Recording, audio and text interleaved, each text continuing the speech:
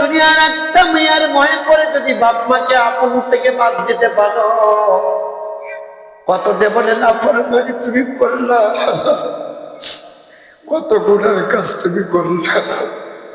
আমার আল্লাহ তো এখনো তোমাকে তোমার জমিন থেকে বাদ দেয় নাই। আমার আল্লাহ তো এখনো তোমাকে তার সূর্যের আলো থেকে তোমাকে বাদ দেয় নাই।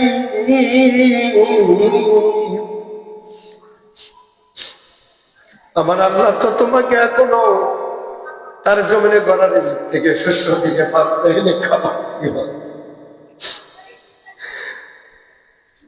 ও যুবক, কোন মানুষের প্রেমে তুমি পড়লা? যে আল্লাহ তোমার এত ভালোবাসে তার সঙ্গে প্রেম করা দরকার। যে আল্লাহ কোনদিন মানুষকে ভোলে না। আল্লাহু আকবার বলে। বন্ধুগণ, ভাইরা রে, এবার মুসা কালিমুল্লাহ বলে, মাবুদ, ভাঙতে তো হবেই, যেহেতু এটা তোমার আদেশ, কিন্তু দয়া হয়, মহব্বত হয়।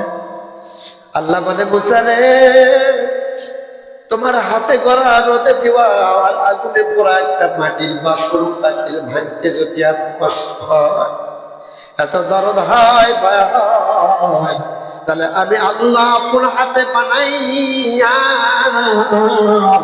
এত যত্ন করে বানাইয়া কেমন করে এই মানুষগুলা জাহান্নামে দিবা? আমি তো জাহান্নামে দিতে পারবো না।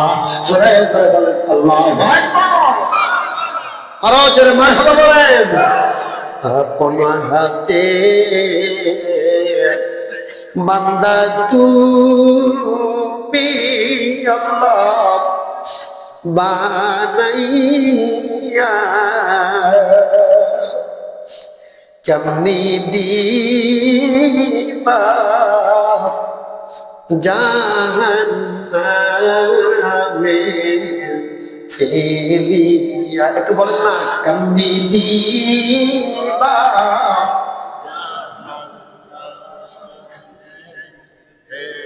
সকলেরই